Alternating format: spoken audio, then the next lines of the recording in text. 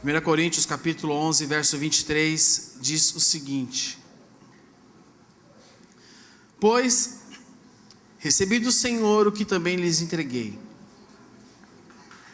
que o Senhor Jesus, na noite em que foi traído, tomou o pão, e tendo dado graças, partiu e disse: Isto é o meu corpo que é dado em favor de vocês. Façam isso em memória de mim. Da mesma forma, depois da ceia, ele tomou o cálice e disse: Este cálice é a nova aliança no meu sangue. Façam isto sempre que o beberem em memória de mim. Porque sempre que comerem deste pão e beberem deste cálice, vocês anunciam a morte do Senhor até que ele venha. Portanto, todo aquele que comer o pão ou beber o cálice do Senhor indignamente será culpado de pecar contra o corpo e o sangue do Senhor. Examine-se cada um a si mesmo, e então coma do pão e beba do cálice. Pois quem come e bebe sem discernir o corpo do Senhor, come e bebe para a sua própria condenação. Por isso, há entre vocês muitos fracos e doentes, e vários já dormiram. Mas se nós tivéssemos o cuidado de examinar a nós mesmos, não receberíamos juízo. Quando, porém, somos julgados pelo Senhor, estamos sendo disciplinados para que não sejamos condenados com o mundo. Portanto, meus irmãos, quando vocês se reunirem para comer, esperem uns pelos outros. Se alguém estiver com fome, coma em casa, para que quando vocês se reunirem, isso não resulte em condenação. Quanto ao mais, quando eu for, lhes darei instruções. Pai, nós queremos colocar este momento na Tua presença. Que o mesmo Espírito que se manifestou aqui pela manhã, se manifeste à noite. Que o Teu Espírito Santo possa falar conosco. Nós queremos ouvir a Tua voz, Senhor. Nós não queremos ouvir o fruto de um estudo, nós queremos ouvir aquilo que é a Tua vontade sobre a Tua igreja, meu Pai. Fala conosco, nós abrimos os nossos corações, para que nessa noite, nós possamos sair daqui diferente de como entramos, em nome de Jesus, amém. Amém? Pode sentar? Pode sentar. O tema do que eu quero falar com vocês nessa noite, falei isso pela manhã, e o pastor Ludovico me deu a oportunidade de compartilhar agora à noite também. O tema é práticas rotineiras. Práticas rotineiras. E eu quero pegar o exemplo aqui da igreja de Corinto, que tornou a ceia do Senhor, essa mesa que nós estamos assentados aqui nessa noite, tornou ela um hábito. Tornou ela um costume, tornou ela algo mecânico, tornou ela algo vazio. Aquele povo, aqueles irmãos, eles se acostumaram a sentar à mesa. Eles se acostumaram a se reunir como igreja. Eles se acostumaram. Ou seja, tudo se tornou um hábito para eles. Se tornou uma rotina. E isso pode acontecer comigo, com você. Eu e você podemos estar aqui nessa noite acostumados a participar da ceia. A ceia pode não ser mais novidade, porque nós estamos acostumados a estarmos diante do Senhor, a estarmos aqui nessa noite, lá no G100, está em muitas outras coisas. Mas, meus irmãos, nós precisamos ter uma perspectiva diferente do que é sentar à mesa. Precisamos ter uma perspectiva diferente do que é cear, do que significa este momento, do que significa nós estarmos diante do Senhor. Nós não podemos vir para cá de maneira displicente, de maneira mecânica, de maneira sem saber o que eu estou fazendo aqui, sem emoção, sem vontade. Mas nós temos que nessa noite termos em nossa mente o que nós estamos fazendo aqui nessa reunião. Porque não é só mais uma reunião, não é só mais um culto, não é só mais uma Santa Ceia, mas é a noite em que Deus quer fazer algo novo no meio do seu povo, algo novo no meio da sua igreja. Meus irmãos, quando eu e você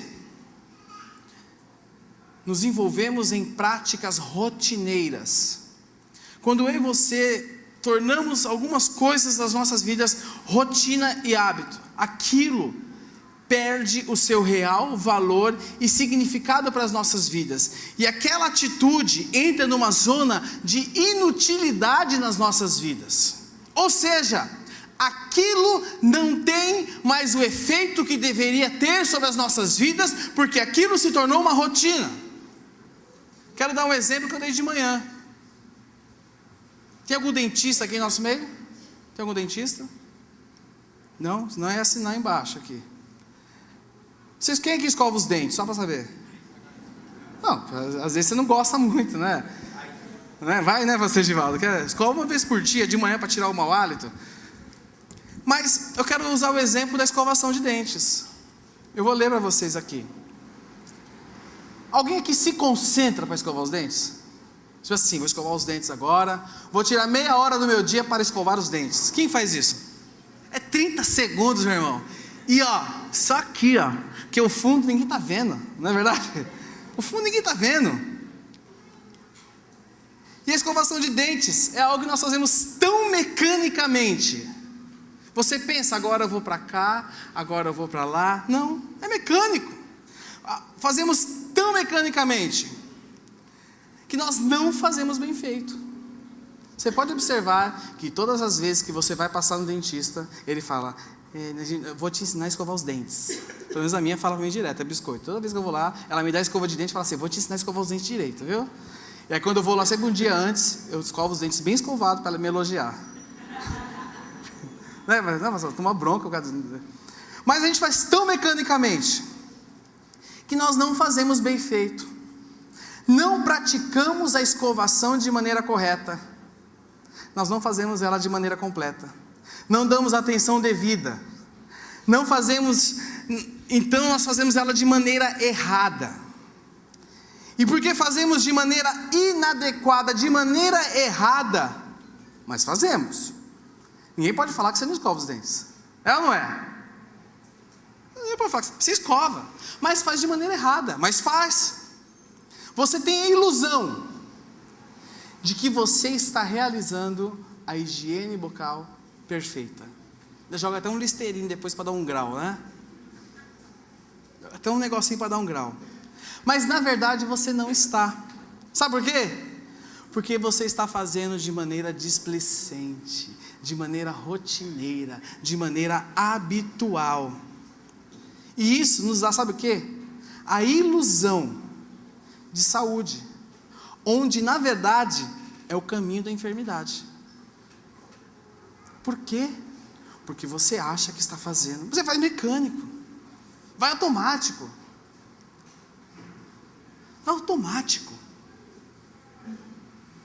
vai, sabe, de qualquer jeito, e você fala, eu fiz, está feito o negócio, mas na realidade, aquilo que você acha que está sendo saúde, está se tornando enfermidade.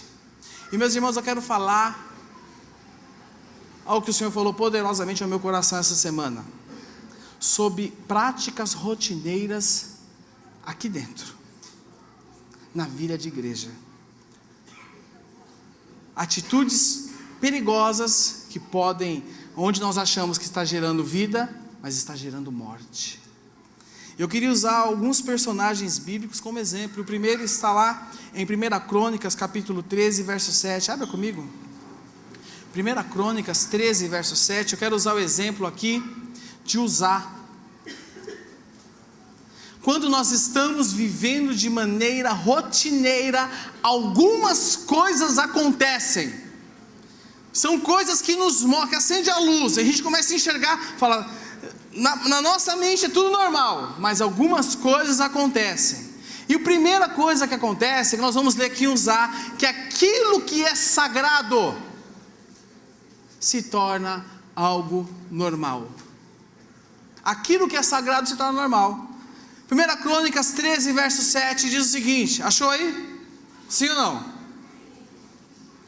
da casa de Abinadab, levaram a arca de Deus no carroção novo, conduzido por Uzá e Aiô.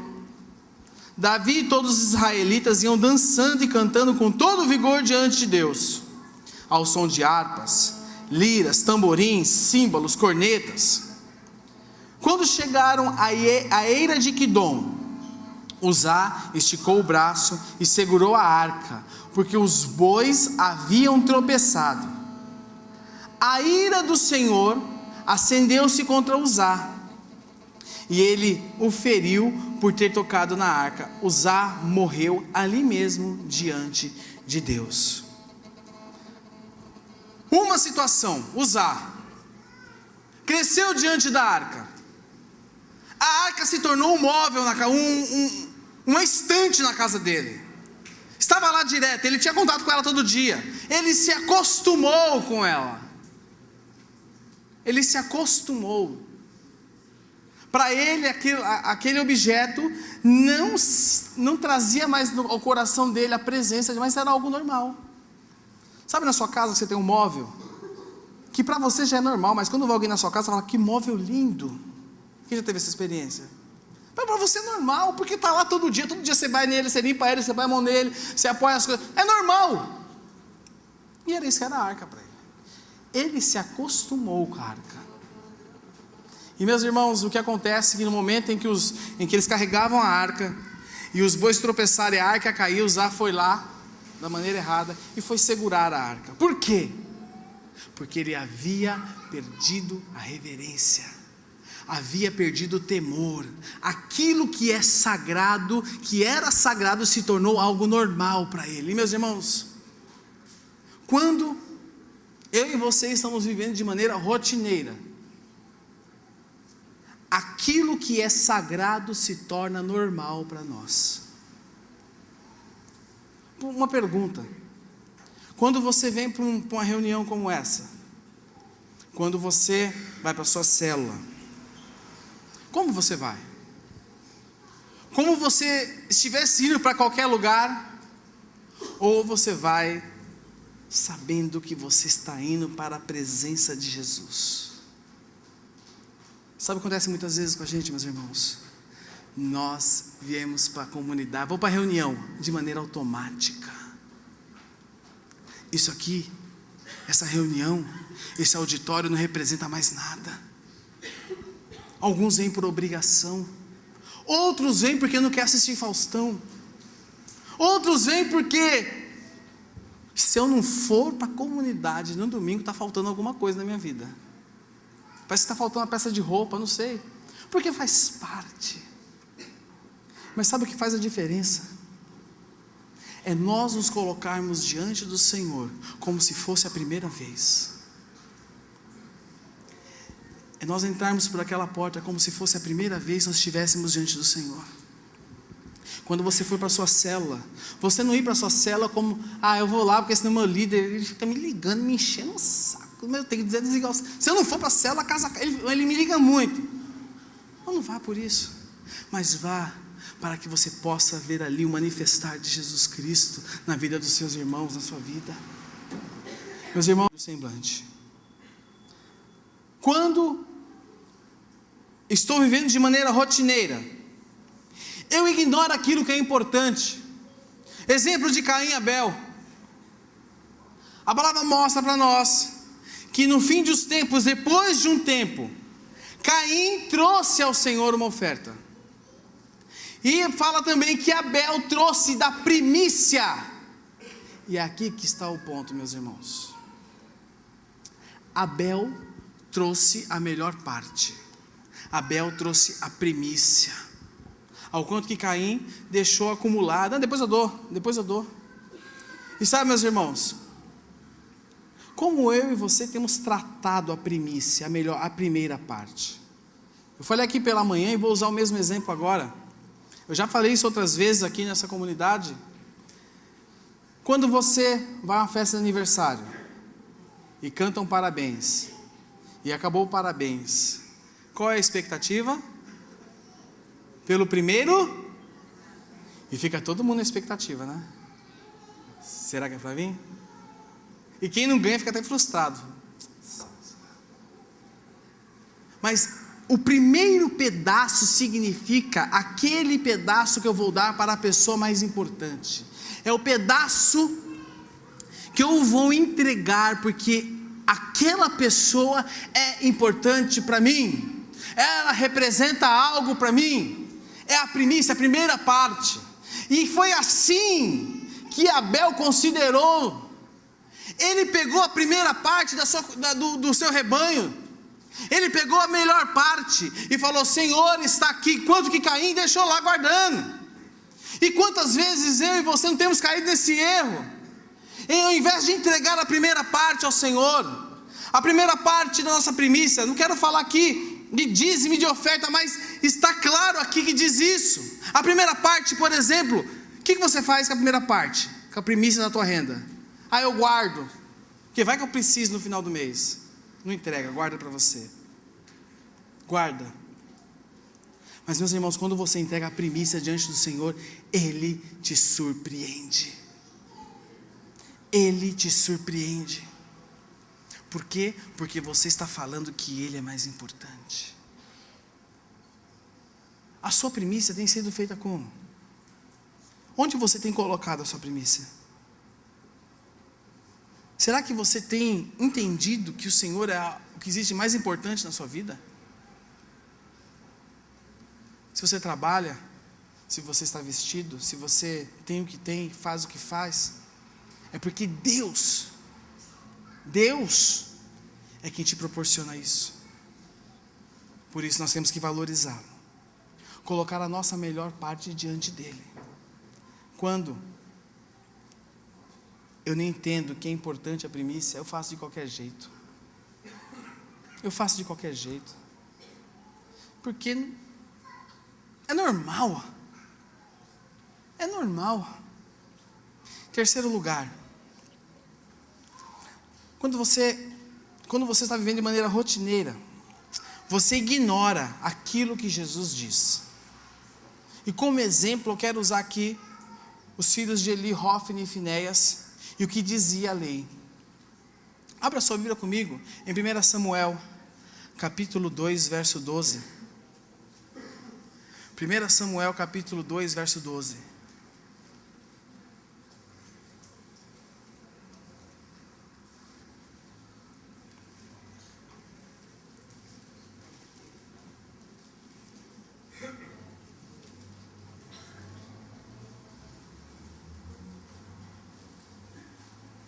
Primeira Samuel 2, 12, verso 14, 2, 12 a 14 e 17, diz o seguinte: os filhos de Eli eram ímpios, e algumas versões, a revista atualizada diz filhos de Belial. Quem tem essa versão?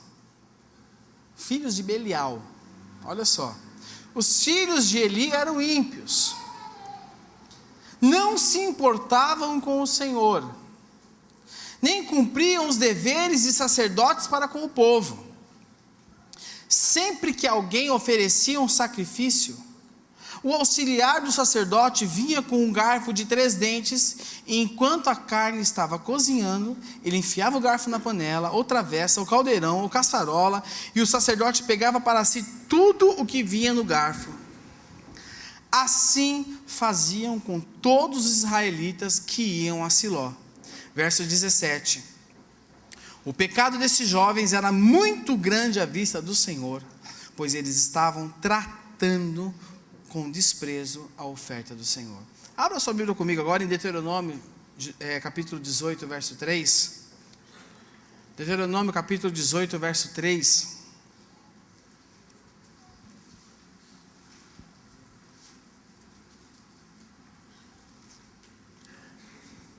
Olha o que diz sobre a prática de Hofni e Finéias. Quando o povo sacrificar um novilho ou uma ovelha, os sacerdotes receberão a porção devida: a espádua, a queixada e o estômago. Isso aqui é o que eles tinham direito: a queixada, ao estômago e a espádua. Eu nem sei o que é espádua, isso é uma parte, mas eles tinham direito a isso aqui. Mas sabe o que eles faziam? Porque eles estavam tão acostumados com tudo aquilo, estavam tão acostumados com aquela vida ali do pai dele, estavam tão acostumados que eles enfiavam o garfo na panela e se viesse uma maminha eles pegavam, se viesse uma picanha eles pegavam, o que aparecia na frente eles pegavam. Por quê, meus irmãos? Porque aquilo se tornou uma rotina na vida deles. Eles perderam o temor. Era tudo normal. Era tudo normal. Mas, meus irmãos, quando estamos vivendo de maneira rotineira, tudo aquilo que a palavra nos diz, tudo aquilo que Jesus deixou para nós como mandamento, tudo aquilo que Jesus deixou para nós como missão, sabe o que nós fazemos com isso? Nada. Fica de lado. Porque isso aqui tudo virou uma rotina. Tudo isso aqui é normal. Tudo isso aqui é normal. E eu conversava com o pastor Ramiro, ele falou isso aqui domingo à noite, e eu achei, eu fiquei, ele falou para mim, eu falei, quem aqui vai na farmácia e está escrito na farmácia, temos remédio? Alguém já teve essa experiência? Quem aqui vai no açougue procurar remédio? No açougue tem o que, irmãos? Está escrito lá, temos carne? É óbvio. E nós temos que, um povo que tem um chamado, que tem uma missão de ir alcançar o próximo, reforçar aqui para vocês, alcançar o próximo. A nossa principal preocupação, meus irmãos, deveria ser o que nós vamos fazer com todos aqueles que estão sendo ganhos. Onde nós vamos enfiar tanta gente? Pastor Ludovico, abre mais 5 cultos no domingo, porque as pessoas estão vindo, a igreja está evangelizando, ela está avançando, ela está falando do amor de Deus. Mas tudo é tão gostoso, tudo é tão assim bacana, a rotina ela é tão gostosa, que...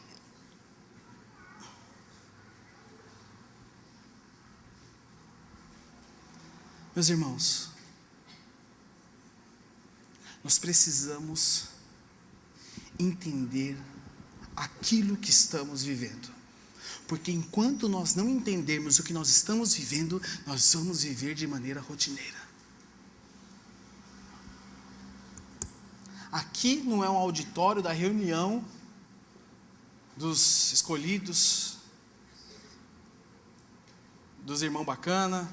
Aqui está reunida a igreja.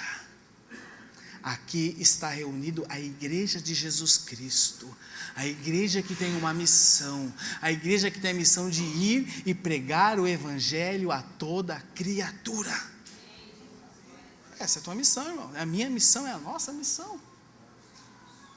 Nós tivemos lá em Curitiba a experiência, nós todo ano temos aqui em Itaquera, mas tivemos lá em Curitiba a experiência de fazer o trilhas, o evangelismo lá no Parque Barigui. Foi tremendo aquilo, irmãos. As pessoas têm sede. Presta atenção, as pessoas nos dias de hoje, elas têm sede. Lá ficou nítido o quanto as pessoas se aproximavam. Eles iam ver o que estava acontecendo. Até uma mulher ficou endemoniada lá, mas as pessoas, elas queriam saber o que estava acontecendo. Não, o que está acontecendo? Em questão de 30 minutos, nós entregamos 1000 cartões, 1000. As pessoas têm sede. Elas estão procurando. Elas estão procurando. Elas querem. E nós estamos nos omitindo. Meus irmãos, Hófine e Finéias, tudo aquilo que eles viviam era muito comum para eles. O sacrifício, o templo, adorar, tudo era normal para eles. Talvez se você veio aqui hoje, tudo normal para você, o louvor, a ceia, a ofertória, tudo normal. Mas eu queria te falar uma coisa. O Senhor quer que nós saiamos da rotina, da vida rotineira que nós vivemos como igreja. Nós fomos chamados para os de fora. Nós fomos chamados para quem está lá fora. Sabe que a cada 40 segundos, morre um adolescente, ou um jovem por vítima de suicídio. Vê disso, vamos fazer uma conta aqui, quer ver? Morreu um jovem adolescente agora. Vou esperar 40 segundos, vai morrer outro. Podia esperar 40 segundos aqui. Sabe, meus irmãos, nós estamos na arquibancada do desastre, ou nós estamos interferindo no desastre para que ele não aconteça? O que mata não é a baleia azul, a baleia rosa. O que mata não é o golfinho dourado. O que mata não é o boto rosa, o peixe-espada, o pacu, o tambaqui. O que mata não é isso, irmão. O que mata é que está dentro das pessoas. Tudo que acontece por causa desses movimentos em redes sociais é consequência daquilo que já está dentro da pessoa. Você tem nas suas mãos o remédio. Você tem nas suas mãos o remédio. Nós não podemos viver de qualquer jeito. Nós não podemos viver na esfera da rotina. Mas o Senhor nos chama para vivermos na esfera do compromisso, meus irmãos. E sabe, existem 3 atitudes nas nossas vidas que nos impedem de mudar as nossas práticas. Existem 3 atitudes que nos impedem de mudar as nossas práticas. A primeira atitude, sabe qual é? A arrogância. Sabe por quê? A arrogância, ela não deixa você reconhecer que você precisa mudar. E quando eu orava, o Senhor falava com isso ao meu coração, eu falava, é verdade, Jesus, é verdade. Ainda bem que não é assim comigo. Aí ele falou, arrogante, é com você primeiro. Isso é para todos nós. Todos nós. Nós precisamos mudar a nossa postura. Sabe por quê? Porque a gente acha que está tudo certo. A gente acha que por causa da nossa série de atividades de trabalho e outras coisas, minha vida é tão corrida. Meus irmãos, todos nós precisamos mudar. A gente sempre acha que quem tem que mudar é outra pessoa, né? Mas fulano, vou até mandar o vídeo da pregação para fulano, porque ele tem que mudar. Não, quem tem que mudar é você. Como diz o pastor Ludovico, o Senhor fala quem está presente. Quem tem que mudar é você. Segunda coisa, segunda atitude que nos impedem de mudar as nossas práticas, sabe o que é? A displicência. Você está aqui, mas você não está aqui. Você está aqui, mas a tua cabeça está comemorando o 28º título do Corinthians. Você está aqui, está pensando ver a hora de chegar em casa, para jantar que você está com fome. Você está aqui, mas você está pensando no boleto bancário que você tem que pagar amanhã. Você está aqui e está falando, estou com tanto sono. Você está aqui, mas você está no WhatsApp respondendo mensagem. Você está aqui, mas você está preocupado com o que estão postando no Facebook, no Snapchat, no Instagram, e esse negócio que tem agora. Displicência. Você sabe o que precisa ser feito. Você começa a fazer, mas no meio do caminho para. Displicência. Você está preocupado com outras coisas agora. Sabe por quê? Porque vir para cá é uma rotina. Está acostumado a vir para cá, meu irmão? Você tem que quebrar a displicência da sua vida nessa noite. Terceira atitude que impede de nós mudarmos a nossa prática rotineira, sabe o que é? É a ignorância. Você sabe o que precisa ser feito, mas sabe o que acontece? Você não está nem aí. Você ignora tudo que é certo, ignora tudo que é falado. Você ignora tudo. Sabe por quê? Porque você está acostumado. Está acostumado, normal. Sabe, meus irmãos, que as nossas reuniões, tanto nas células, quanto aqui nesse auditório, aqui na nossa comunidade, não seja mais a reunião de pessoas que estão aqui por estarem habituadas, mas que sejam reuniões de pessoas que têm sede de Jesus Cristo. Sabe por que você está desanimado? Sabe por que você está desanimada? Sabe por que você está pensando em parar? Sabe por que você está pensando em chutar o balde? Sabe por que você está reclamando do seu supervisor? Sabe por que você está reclamando do seu dirigente? Sabe por que você está reclamando de Jesus? Porque tudo isso aqui virou uma rotina na sua vida. Tudo isso aqui é normal. Tudo é normal. Sabe quando a esposa reclama do marido? Que é todo dia a mesma coisa, sabe? Todo dia a mesma coisa, todo dia a mesma coisa, todo dia a mesma coisa, todo dia. E quando vai mudar, é todo dia a mesma coisa, Precisa ter mudança.